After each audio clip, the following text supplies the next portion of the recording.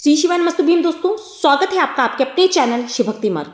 शारदीय नवरात्र 17 अक्टूबर 2023 यानी कि आज है मंगलवार का दिन और इस दिन माँ दुर्गा के तीसरे स्वरूप चंद्रघंटा का विधिवत पूजन अर्चन किया जाता है। और शास्त्रों के अनुसार माँ दुर्गा का यह स्वरूप परम शांतिदायक और कल्याणकारी है। माता रानी के मस्तक में घंटे के आकार का अर्धचंद्र विराजमान है, इस वजह से माँ का नाम चंद्रघंटा पड़ा।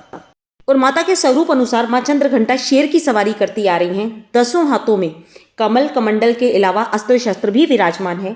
माथे पर अर्धचंद्र इनकी पहचान है। इनके कंठ में श्वेत पुष्प की माला और रत्न जड़ित मुकुट विराजमान किया हुआ है इन्होंने।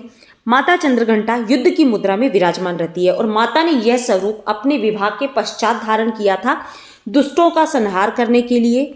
नवरात्र के तीसरे दिन माता की इस स्वरूप की पूजा अर्चना करने से मन को शांति प्राप्त होती है और परम शक्ति का आपको अनुभव होता है। जो भी साधक माता की पूजा अर्चना करता है तीसरे स्वरूप की, चंद्रघंटा स्वरूप की, उस मनुष्य के जीवन में निर्भयता शक्ति उसे प्रतीत होती है। तो माता रानी का पूजन हमें किस प्रकार करना है, पूजा विधि क्या होनी चाहिए, मंत्र क्या होना चाहिए, भोग, प्रिय माता का फूल और फल, सारी चीज़ें आप लोग के साथ में शेयर करूंगी, परंतु वीडियो को ध्यानपूर्वक पूरा सुनिएगा। और यदि चैनल पर पहली बार आ रहे हैं और मेरी आवाज़ पहली बार सुन रहे हैं तो शिव भक्ति मार्ग को सब्सक्राइब जरूर कर लीजिएगा।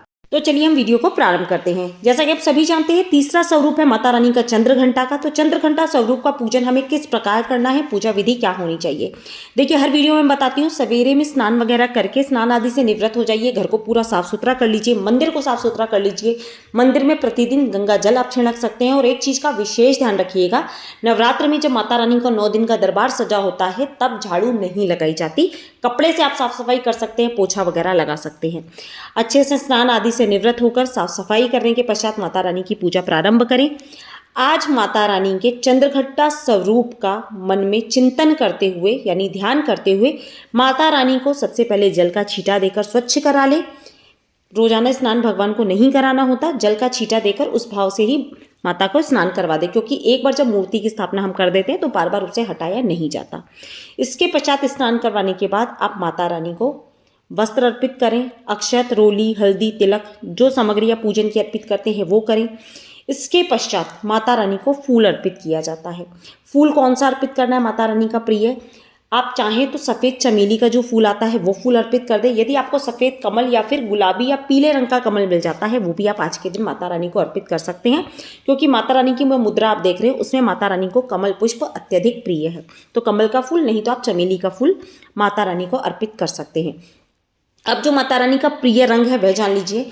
माता रानी का जो आज का प्रिय रंग है वह है भूरा रंग, क्योंकि माता रानी तो लाल रंग का वस्त्र उन्होंने धारण करा हुआ है, परंतु पूजन जब हम करेंगे तब चाहें तो आप देखिए भूरा जो वस्त्र होता है वो धारण कर सकते हो। और यदि मैंने आपको पहले की वीडियो में बताया इस तरह के कलर के कपड़े नहीं हैं तो आप सुनहरी पीला रंग कपड़ा पहन लीजिए या फिर लाल रंग के वस्त्र पहन के माता रानी का पूजन अर्चन कर सकते हैं, इसमें कोई दिक्कत वाली बात नहीं है। यदि दिन अनुसार आपके पास वस्त्र हैं तो आप बिल्कुल वो पहनकर पूजन अर्चन करें। और यदि आप माता रानी को वस्त्र अर्पित करने का सोच रहे हैं तो आप माता रानी को जैसे भूरे रंग की आप रील ले आइए, उसको 3-4 बार लपेट के वस्त्र स्वरूप आप अर्पित कर सकते हैं, आप ऐसा भी कर सकते हैं। इसके बाद में जो मंत्र है माता रानी का बहुत ही विशेष और बहुत सरल मंत्र बता रही हूँ, ओम देवी चंद्रघंटाय नमः। इस मंत्र का आप 5, 11, 21 बार जो भी चाहें, जितनी बार आप चाहें, आपसे हो सकता है तो आप एक माला भी जाप कर सकते हैं। इस माला को जाप करने से मनुष्य के जीवन में निर्भयता और शक्ति माता रानी प्रदान करती हैं, तो आप इस मंत्र का जाप कर सकते हैं। अब जब आप माता रानी की आरती वगैरह करेंगे उसके पहले भोग जान लीजिए। भोग आज के दिन माता रानी को आपको दूध का लगाना है। दूध का भोग लगाने से मनुष्य के समस्त दुखों से उसे छुटकारा मिलता है।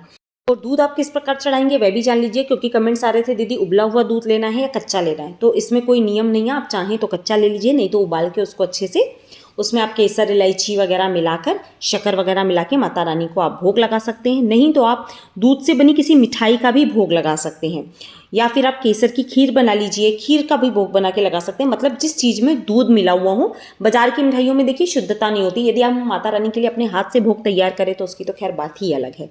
तो आप इस प्रकार दूध का भोग आज के दिन ज़रूर लगाएंगे। और जो प्रिय जो फल है माता रानी का वह है केले का फल। तो आप फल में केला माता रानी को, जैसे आप क्या कर सकते हैं, सुबह में आपने दूध चढ़ा दिया, शाम में आप केले का भोग लगा सकते हैं, क्योंकि सुबह शाम भोग लगाया जाता है माता रानी को। और कुछ लोग मुझसे शाम की पूजा विधि भी पूछ रहे थे। शाम की पूजा विधि बहुत सरल होती है। बस शाम के समय पर आपको कुछ नहीं ज़्यादा करना होता, केवल आप भोग अच्छे साफ सुथरे बर्तनों में लेकर आए माता रानी के लिए, क्योंकि सुबह के बर्तनों में हम भोग लगाते हैं तो बर्तन गंदे हो जाते हैं। तो बर्तनों को धो के उसमें भोग रखें, जो भी आप भोग चढ़ाना चाह रहे हैं। उसके पश्चात माता रानी को शाम को 500 पारी आप चाहें तो बिल्कुल अर्पित कर सकते हैं, नहीं तो केवल भोग भी लगा सकते हैं। माता रानी को धूप दीप दिखाएं। कंडे के ऊपर थोड़ा सा गूगल लोभान डालकर माता रानी को सुबह शाम में धूनी ज़रूर दीजिएगा। ये कार्य सभी को करना है। इसको करने से आपके घर की नेगेटिविटी दूर होती है। और माता रानी की पूजा में शंख, अगर आपके पास घंटी है तो उसका नाद आपको ज़रूर करना चाहिए। इससे भी आपके घर की नकारात्मक ऊर्जा दूर हो जाती है।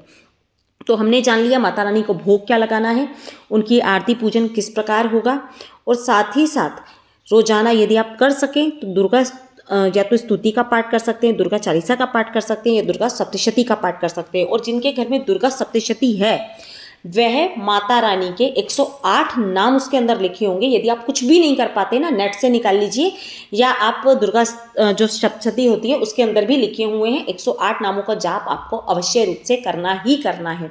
और उसमें एक छोटी सी क्षमा प्रार्थना लिखी होती है, वो ज़रूर आप पढ़िएगा यदि आपके पास दुर्गा सप्तशती है। नहीं तो आप नेट पे से भी निकाल सकते हैं क्षमा प्रार्थना और माता रानी के 108 नाम। तो इन दोनों चीज़ों का जाप आपको सुबह शाम की पूजा में अवश्य रूप से करना चाहिए। यदि सुबह नहीं कर पाए तो शाम को तो आपको अवश्य रूप से करना ही करना है। मैंने आपको सारी चीज़ें डिटेल में बताई। अब जान लेते हैं माता रानी को आज हम क्या भेंट करने वाले हैं, क्योंकि कल मैंने आपको आंवला बहेड़ा तिफला बताया था माता रानी के बालों के स्नान के लिए। आज हम आ जाते हैं माता के मुख के स्नान के लिए। मुख के लिए आप माता रानी को थोड़े से बेसन में, यदि आपके पास चंदन वगैरह कुछ है तो ठीक है, नहीं तो आप बेसन में थोड़ी सी हल्दी मिलाकर, उसमें गुलाब पुष्प मिलाकर, थोड़ा सा दही दूध मिलाकर माता रानी को उपटन भेंट कर सकते हैं। ठीक है, इस उपटन को माता रानी के प्रसाद स्वरूप आप उसके बाद में खुद भी यूज़ कर सकते हैं। तो क्या होता है, माता रानी को डेली की हम कुछ चीज़ें भेंट करते हैं। तो आप भेंट में चाहें तो ऐसा भी कर सकते हैं, नहीं तो मैंने कल आपको बताया था आप पूरे 9 दिन की 9 सिंदूर की डब्बी लाके आप रोजाना भी माता रानी को सिंदूर भेंट कर सकते हैं, क्योंकि सिंदूर से अत्यधिक प्रिय माँ को कुछ भी नहीं है। तो रोजाना के मैं आप लोगों को खैर गिफ्ट माता रानी को हमें क्या देना चाहिए सारी चीज़ें शेयर करूँगी। कुछ घर की चीज़ें हैं, यदि आप चाहें तो बाहर से भी सामान ला सकते हैं। तो घर का ही मैं ज़्यादातर बताती हूँ, जो चीज़ें आपको घर पे आसानी से मिल जाए। तो आशा करती हूँ सारी जानकारी आपको अच्छी लगी होगी। अच्छी लगी हो, लाभप्रद लगी हो तो वीडियो को लाइक कर दीजिएगा। चैनल पर पहली बार आ रहे हैं और मेरी आवाज़ पहली बार सुन रहे हैं तो शिव भक्ति मार्ग को सब्सक्राइब ज़रूर कर लीजिएगा।